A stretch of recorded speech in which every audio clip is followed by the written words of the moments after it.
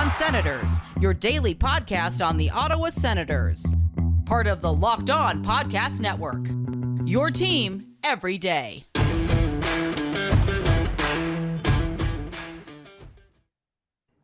Welcome inside episode 380 of the Locked On Senators podcast. I'm Ross Levitan in the heart of enemy territory, downtown Toronto, alongside Brandon Pillar up in Collingwood. And to start a new week, let's start our preseason project here on the show. We've got our organizational value rankings. We did the same thing last year. So this year, we're counting down from 59. We have 8 tiers. We'll explain how it's going to work and what we are considering value. We also get into the fact that 3 young Sens have changed their number. Does this mean a better shot at playing NHL games? I'll ask Pilsy about that. But speaking of the minors, the Ottawa Senators bulked up the Belleville system and maybe lent an extra hand to the Atlanta Gladiators with a trio of signings. We'll get into all that and more. This is the Locked On Senators podcast, your team every day.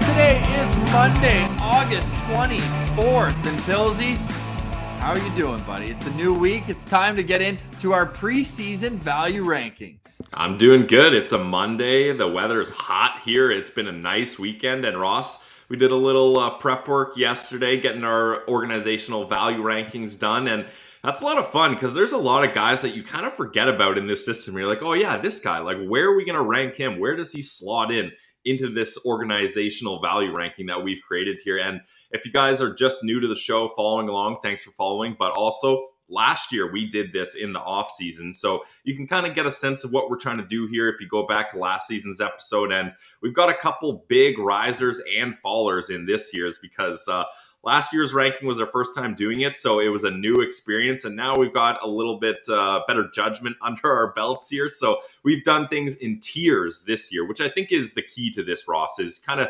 grouping players in sections where they kind of belong together. Makes things a little bit easier. Yeah, today we're going to do the entire unknowns section, which is going to run from 59 all the way up to 51. These are guys who haven't played a game yet, either in Belleville or Ottawa, except for one, but we'll save that, a little tease for later on. And man, there's been a lot of turnover over the year here. Going from number 6 on our list last year was Evgeny Dadonov. The excitement hadn't worn off yet from getting that big free agent signing that seemed to be loved throughout the National Hockey League and all those circles. And then Rudy Balcers, pour one out for you, Pilsy. He was number 15 last year. He's gone. And when it comes to Derek Stepan and Alex Galchenyuk, these guys were added to the organization as we did the rankings. So these rankings are subject to change. A little disclaimer there, Pills. Yes, especially there are some big restricted free agents who their value will change dramatically based on the contracts they sign, especially guys like Brady Tkachuk and Drake Batherson. Like, man, they could go up or down based on what contract they sign, how long, what the term is, what the kind of clauses are, even though I don't suspect any clauses happening here. But yeah, it's going to be fun to go all the way to the number 1. And we're at the bottom here, so we're looking at guys, like I said, you may have forgotten, but there's still some talent to be had here. And a lot of these guys are young guys that have a long road ahead of them. We'll get into all that. 3 guys who are higher up on the rankings changed their number over the weekend. And it was a great find on Twitter at Kachuk_Norris. He put out that Shane Pinto, Jacob Bernard-Docker, the 2 Nodak Sens that signed at the end of the year, and Alex Formenton will forgive their NFL linebacker numbers and move to a more polished NHL number. I remember that. I feel like it was a Brian Burke thing back in the day. You have to earn that low number.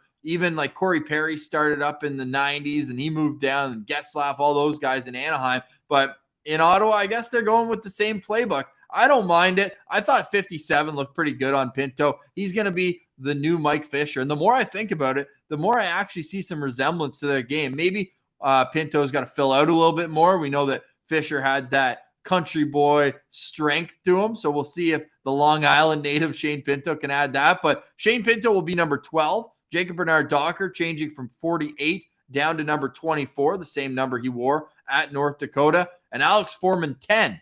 Foreman 10 is going to be number 10 in your programs now as well, giving up number 59. So a little housekeeping there, Pillsy. I don't know if you need any hot takes on it. Yeah, Ross, of course, you're going to update on all the numbers. And hey, it is nice, these guys having clean numbers, and it's opening the door for them, right? Like, that's kind of what we're saying here is, hey, you guys aren't those guys who are just picking whatever jersey numbers are left on the rack before you go on the ice. Like, you can have your choice. We think you're going to stick around here for a while, and we value what you do. And this is kind of like a gesture, like, all right, now you're at the next level. Like, I think Jacob Bernard-Docker getting his number from UND, that's got to be a nice feeling too. A little comfort there. Especially after the chirps he took from Mark Mathot on William Mathot, because we know Math had to wear 48 down in Columbus, start his career. Alex Formanton's not playing another game in Belleville, though, eh? No, there's no chance. And like, he's so versatile that, like, maybe even if the offense isn't there, he's so effective on the penalty kill that DJ Smith is not going to let this guy go back down. Same question, Shane Pinto. Does he ever play a game for Belleville? That's a different story. They're at different levels in their development. Alex Formanton obviously having gone through the Belleville system already. So I wouldn't be surprised if we see Shane Pinto play a little bit in Belleville, but at the same token, I wouldn't be surprised if he didn't play another game there as well. With the showing that he had with in between Stützle and Brown, that's a great second line in the NHL, especially after an off season to bulk up a little, work on some things. Hopefully he's been working on the face-off dot in the off season with some experienced NHLers, trying to get that those numbers back up to where he was more used to in college. But yeah, Shane, like, would you be upset if he started the year in Belleville? Like, I guess that's where we need to start this conversation. Where should he start the season? Well, I think it'll be a great training camp battle, I think, between him and Logan Brown, right? Does that not seem like the two? And then mix in, where's Chris Tierney fit into all this as well? We know the two guys who are locked down the middle are Josh Norris and how am I blanking on the other name? I don't know right if now? Colin White's a lock at the center yeah. position. We talked about him going to the wing, right? Well, if that's the case, though, I think it's pretty natural that Nick Paul slides over to take that spot. We know they were lefty-righty in the faceoff circle, depending on what side that player would take the draw. And Nick Paul did fairly well. We know he's a big body, a guy who DJ Smith, I think, could transfer to the middle of the ice without any hesitation. But we know that there's lots to shake out here at the NHL level. And man, if Shane Pinto plays in Belleville, not the end of the world. It would be the school of Josh Norris development. 1 full year in Belleville. Go down there, win Rookie of the Year. Why not, Pinto? And then bring him up after that. But three guys who will play exclusively in Belleville or down in the ECHL with the Atlanta Gladiators were signed over the weekend to two-way AHL, ECHL deals. So the Ottawa Senators do not technically hold their rights, but they do add some level of depth, because you know you'll need that. And let's start goalie-friendly show in between the pipes. And Tyler Parks, huge, mammoth, 6'6", tendy. And this guy was playing in Slovakia last year. Now, that's off the map if you're looking to get back into the NHL. He's a 92 birth year, but the numbers jump off the page. I don't care what league you're playing in. 5 shutouts in 24 games with a 940 save percentage. So this will be good. He's a guy who I don't think plays more than 5 games in Belleville, but will add to that depth in Atlanta and be a good guy that, Kevin Mandolese can lean on when he needs guidance. Yeah, actually, Ross, I'd be surprised if he gets any games in Belleville, just because Mando's that kind of next guy up, right? I think they would give Mandolese the opportunity to play in Belleville if there was some sort of injury, no? Right, but look, you're a call-up and 1 injury away from needing 2 extra goalies. So you go from a position of strength to right away. I think last year, I'll look it up, but I want to say Hogberg, Decord, Mando, and Sogard and Gustafson. So they had 5 goalies playing the AHL last year. So Forsberg played a game there too. 6, there you go.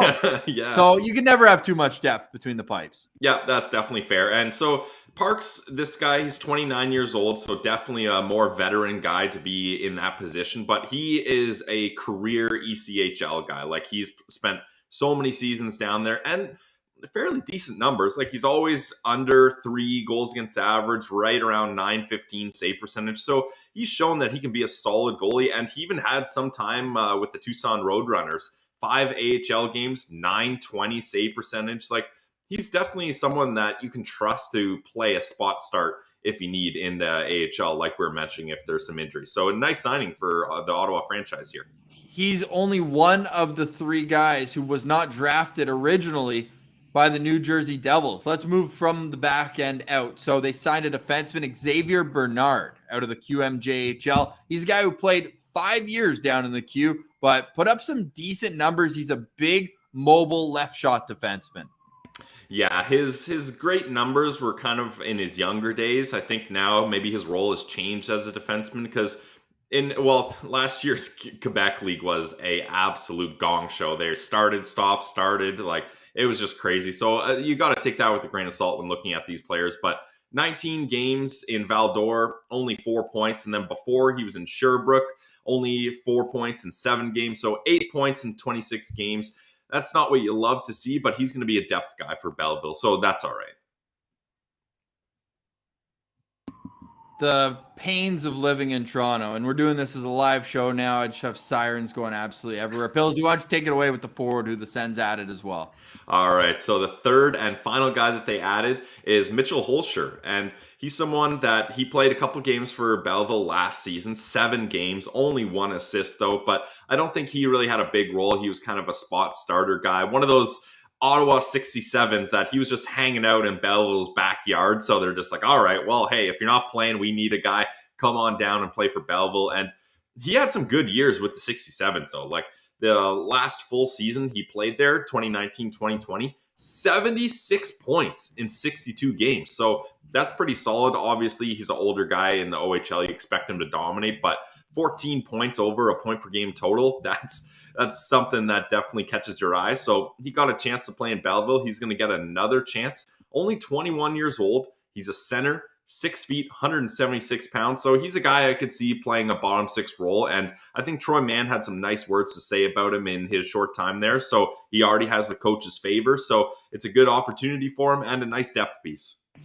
-6 in 7 games with 1 assist, though, in his first taste of pro hockey. And I will put the caveat, and if you're an Ottawa hockey fan, you know how good those 67s were. Even though he had 76 in 62, that was 6th on his team in scoring. Wow, oh my God. Yeah, including a defenseman above him who had 82 points in 58 games, and Noel Hoffenmeyer. And that was the team that had Marco Rossi and Jack Quinn, and they were just a complete wagon. And their goalie played a bit in Belleville last year too, Cedric Andre, but I don't think he will be back, unfortunately, this season. So those are kind of the news and notes from what was another quiet weekend in Sensland as we await the big trio. Are we adding Gustafson into the big trio?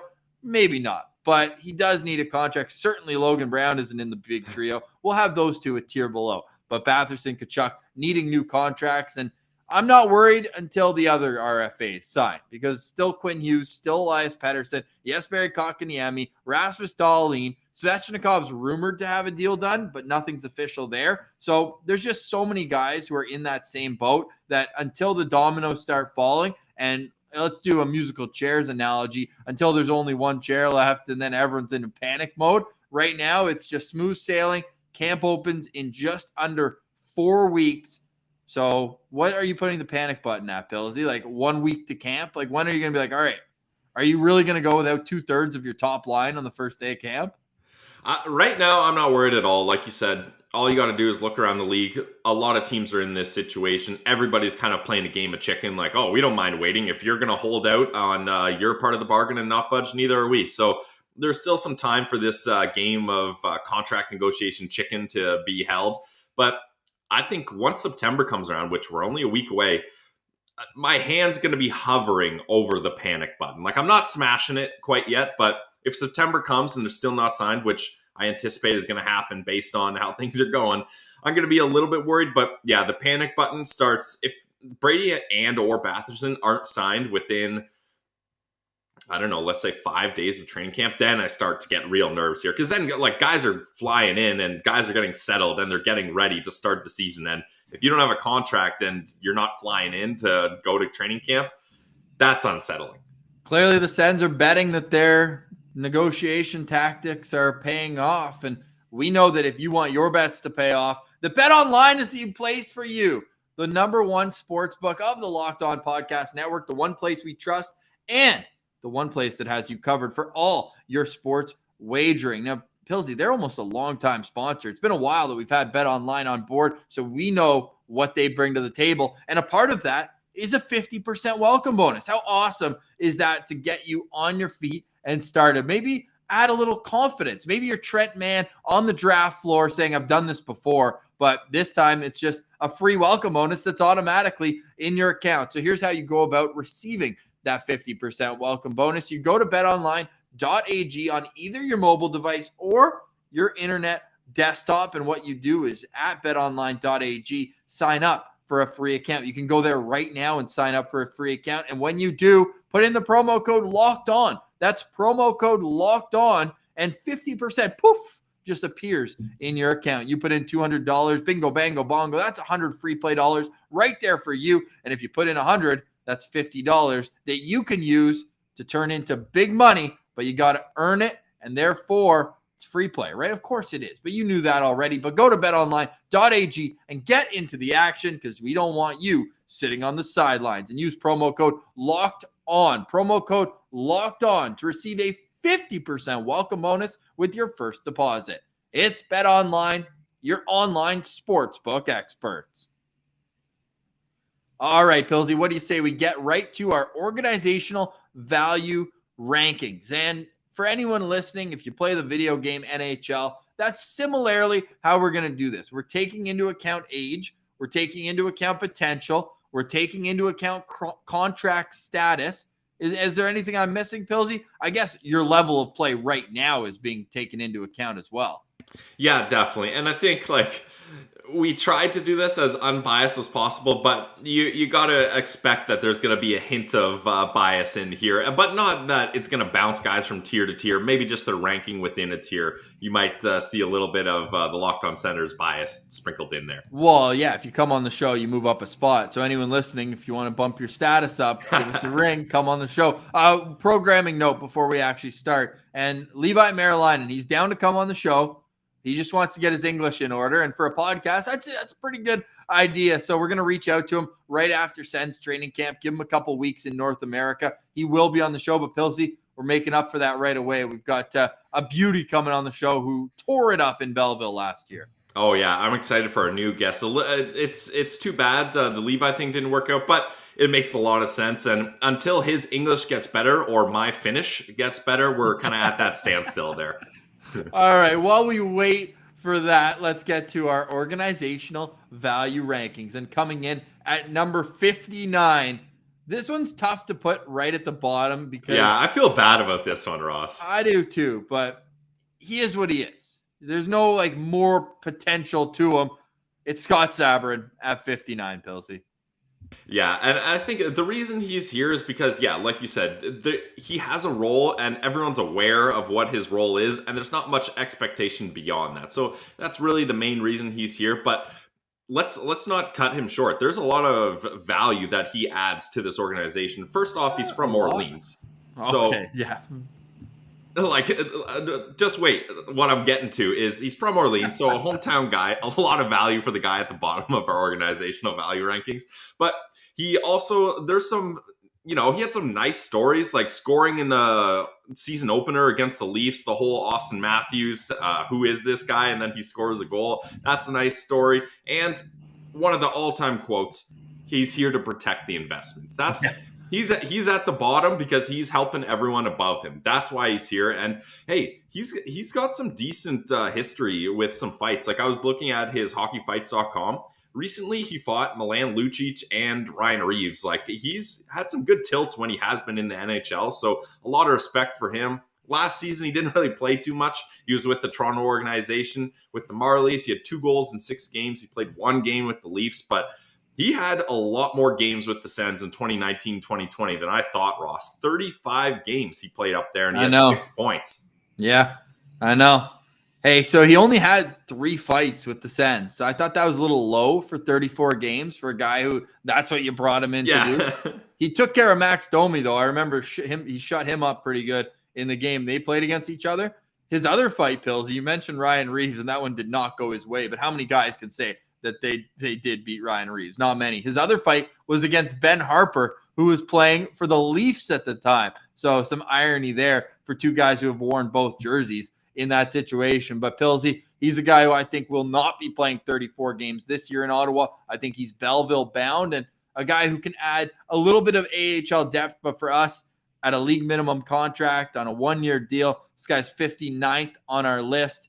And I think we can move right up to 58 right now. Just one quick thing, though. All right. I would rather have a guy like Scott Sabrin than a Michael Haley, right? You know, if that's the kind of player you're looking for, I'll take Scott Sabrin all day.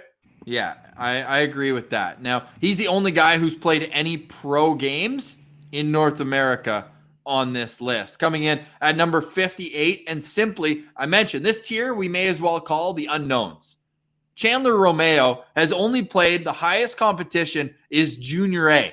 Now, you probably have friends that have played Junior A growing up, and it's not his fault. He would have played with the Hamilton Bulldogs in the OHL last year. COVID wiped out that season, but I don't even know what to expect from him. I have absolutely no idea, but he's this low because he's a 7th-round pick and he's never played against high competition. Yeah, exactly. And the thing with Chandler Romeo, the only thing you need to know, Ross, there's 2 stats you need to know. 18 years old, 6'5", 205 pounds. So, like, the Sens, they didn't shy away from what they were doing here. They saw a 6'5" guy who's 18 years old that no one else was willing to take a chance on because he hadn't played anything higher than Junior A, and they're like, hell yeah, that's our guy. Yeah, and when I say played Junior A, he played 10 games of Junior A. He actually spent most of last year playing Junior B. 44 games of Junior B hockey. But that being said, we're excited, big body, and a guy who we can follow in the OHL now, as there's another guy from this draft coming up who's going to play some OHL games next year. But Chandler Romeo, you mentioned it, there's really not much to discuss with him because of that unknown factor. And I think until then, we just have to wait and see on the left shot defenseman. And as we move to 59, this guy's jumped up 2 spots from last year's rankings, although we need to put the caveat in that there were 64 players on last year's rankings, and there's only 59 on this year. But moving up 2 spots, coming in at number 57 from Malmö, Sweden, Eric Engstrand just didn't really do a whole lot in his post-draft season. Yeah, he really didn't. And there's a theme here with a lot of these guys, and it's size. Eric Engstrand fits that very well. 21 years old.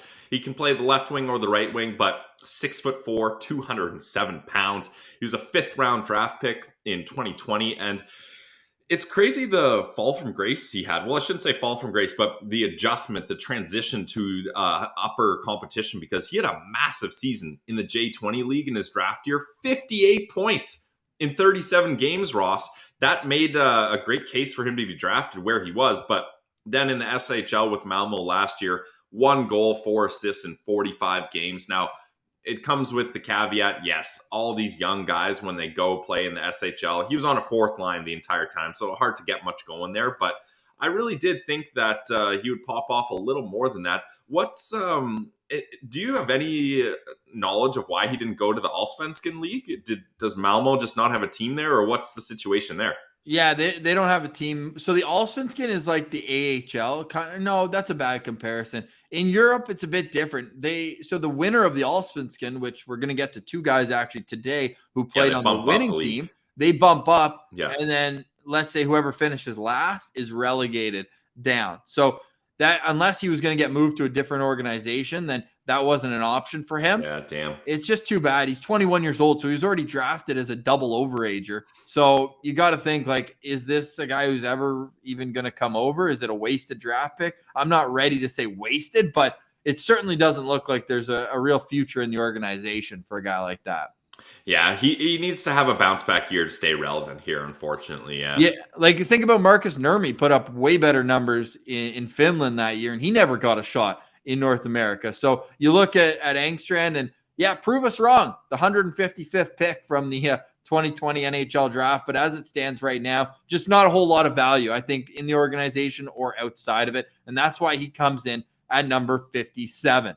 Coming in at number 56, this guy is going down 3 spots from where he was last year, but there is a bit of interest in Yakov Novak, and not only because he's put up pretty solid offensive numbers the last 3 years at Bentley University, but he's also getting a change of scenery, Pillsy. He'll be going to Northeastern, which not only means we get to see him in the Bean Pot, one of the fun tournaments where Harvard, BU, BC, hey, we'll have Boucher there too. So that'll be a fun event. It's 2 Mondays, I think, in February, but the 4 schools in Boston get together. The championship game is at TD Garden and big NHL crowd, that sort of thing. But he'll be playing all year against better competition now in the Big East. So he's a prospect who, although he fell 3 spots on this rankings, I've got him circled as a guy who, if he has a good year, might earn himself a pro contract. Yeah, and actually looking at him, I feel like he could have been bumped up a couple spots, but that's kind of minor because you got to remember too, he was nominated for the Hobey Baker last season. I mean, obviously a long shot to get it, but still, there was like 20 nominees though at that stage. Definitely. But hey, that's a good tip to his cap, and there's definitely some potential here. 22 years old, 6'3", 209 pounds, like good size to him. And yeah, you mentioned his scoring at Bentley, 62 points in 87 games. This is a pretty consistent clip at the college level. In last season, he had 17 points in 15 games. He's a power forward that I like his scoring touch around the net. Like he's able to bang in rebounds. He's able to drive around goalies. There were some clips that at Sense Prospect posted of him that were some nice goals. So I think transferring to Northeastern University was a great move for him in kind of his final collegiate year here. He's going to get to play better competition, like you said, and be put into a position to succeed here. So I'm excited to see what we can get from this kid. Yeah, so am I. And the only reason why a guy like Luke Lohheit is a little bit higher, even though the offensive numbers weren't there, is that Luke Lohheit was playing in the NCHC, playing against Nodak, playing against Denver, all these really solid organizations. Whereas you look at Jakub Novak, he's going up against Air Force and Holy Cross and, just schools you haven't really heard of, especially when it comes to hockey. So I think that there is some potential here for Jakub Novak, and I think that this transfer is going to be very, very good for him. However, you mentioned he's already 22 years old. So, how much rope is there left in the development path for him? We're about to find out, and it'll be fun because Jakub Novak will be at Northeastern coming up this season. Coming up on our rankings, we're just going to buzz through these unknowns, right, as we continue. Before we get to the next grouping, we've still got 5 left here on today's docket. Let's tell you about our friends at Built Bar. Built Bar is the protein bar that tastes just like a candy bar, and they come in so many amazing flavors. You'll never get tired of same old. It's 100% covered in chocolate. They're soft. They're easy to chew, and guess what? But you already know this too. They're soft. They're easy to chew. They're all 100% covered in chocolate, and they come with the nutritional grand slam that is low calorie, low sugar, but high protein and high in fiber. I'm going to send it over to Pillsy for a quick pick of the day. Yeah, so many delicious flavors to pick from when you're at BuiltBar.com. So I think I've gone with a lot of the fruit flavors lately. It's just summer. I feel like that was appropriate, but let's switch it over. We're going to go to a classic, and this is one of the greatest flavors of all time. It's one of my favorite flavors. I think on the championship bracket, when they did a March Madness bracket of their flavors, this one actually might have been in the Final Four. It's cookies and cream. The best ice cream flavor in my mind. I love cookies and cream ice cream, cookies and cream chocolate bars. Why not get a protein bar that is also cookies and cream? Only 130 calories, but you get 17 grams of protein and a whole lot of delicious flavor. That's my pick of the day, Ross, cookies and cream. So head over to BuiltBar.com and see all the amazing flavors that are available to you, and make sure you use our promo code when you do. The promo code is LOCKED15. So it's Built Bar, the protein bar that tastes like a candy bar. BuiltBar.com. Use promo code LOCKED15 and you'll get 15% off your next order. All right, Pillsy, back to the organizational value rankings we go. And coming in next at number, I got to pull this back up here. I went to the ads quickly. Coming in at number 55, Philip Daoust out of the Quebec Major Junior League. Philip Daoust. Yeah, this is a guy, he's very intriguing. 21 years old, center/left wing. I'm not sure what he played more of last year. 6'1", only 161 pounds. So the size trend has now fallen off of Philip Daoust. He's playing in Moncton. He was drafted in 2020, 6th round, 158th overall. And this guy is one hell of a playmaker, Ross. Like last year, 28 points in 21 games with 22 assists. And then the previous season, he had 29 points in 58 games. Again, 28 assists. So he's really able to set up his teammates with ease. He's someone that I can see he's going to have another successful season in the queue. I think this will be his third season there. So definitely with the full season, a little bit more normal season, let's hope that he can get into a groove and continue to rack up these assists, because Philippe Dehoust, that guy can dish the puck.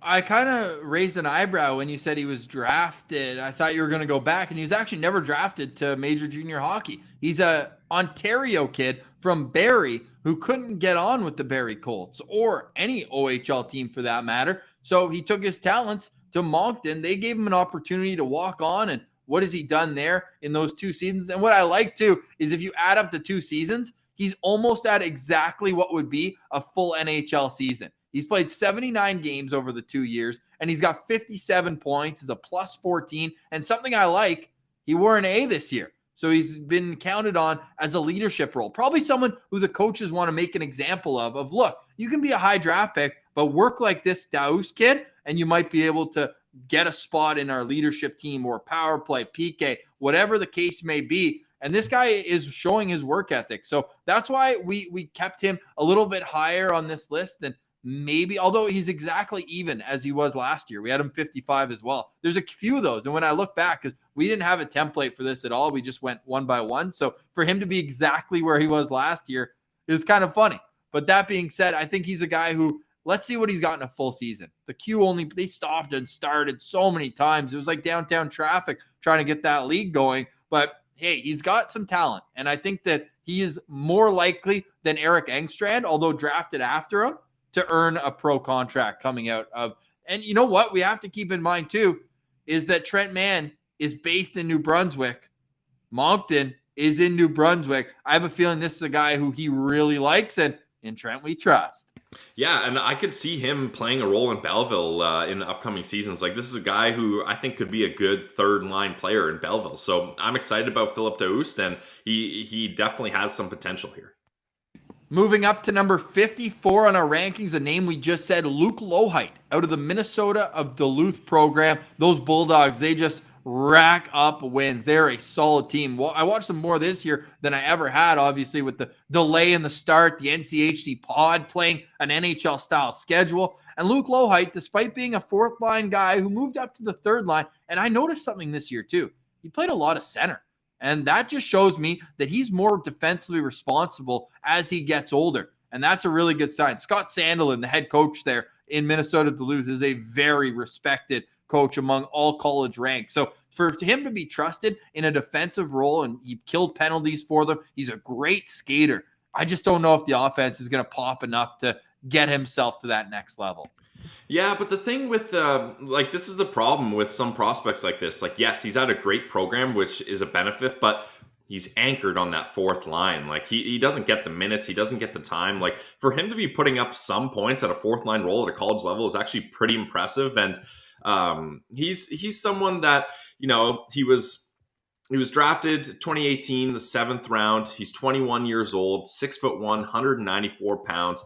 He only had 5 points in 28 games, but like I mentioned, he's stuck on the fourth line. But he has a lot of pedigree, Ross. He's coming from Minnesota, and he was the captain of Minnetonka High School team, and he led them to a state championship when he was there. And if you know anything about Minnesota high school hockey, that is a big deal. So that's a nice feather to have in his cap for sure moving forward here. I hope he gets a little bit more time in Minnesota Duluth, maybe play a little bit more of a third line role now that he's put some time in and shown that he's willing to work and stay at that fourth line role and try to contribute. So he's someone that I'm excited to see, but it's tough. You like the development at Minnesota Duluth, but you don't love seeing him down on ice time. Like, if he was in a situation like Yakov Novak, where he's at Bentley, a little bit lesser known school, he's probably getting top 6 minutes for sure, putting up much similar points to Novak. So that's where you got to decide where the value is there. But definitely, I think this kid has some talent. And in the games we did get to watch him, Ross, I thought he looked good in his few shifts that he had.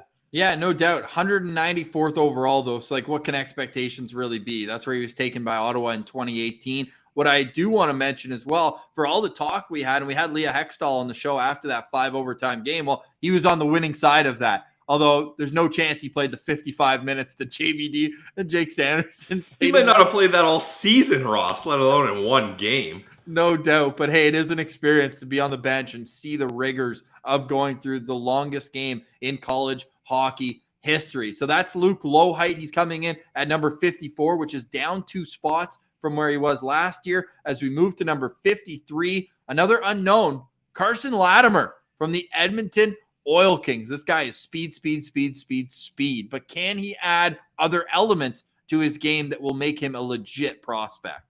Yeah, well, Ross, Carson Latimer may be unknown to us, but the Senators certainly knew about him. They traded up to get him. They traded picks 136 and 170 to move up to 123, and they got him. And I like this player. He's exciting, and he is a little bit different than all the big size players that the Sens took in this draft. And he played in the PIJHL, the Pacific Junior Hockey League, and he actually led that team in scoring, only 8 games, but he had 12 points there. Then he did get to play in the dub, 22 games, he had 16 points, so not too bad. And hey, talk about starting your career off with a bang. His first ever WHL shift, he scored a goal. So you love to see that from the kid, and I think Carson Latimer is going to have some potential. He's got good puck retrieval, good off-puck awareness. He can help out defensively while also being able to score. So I think this season we're going to get to see more of what he can do in a full WHL season, and I like that pick by the Sens.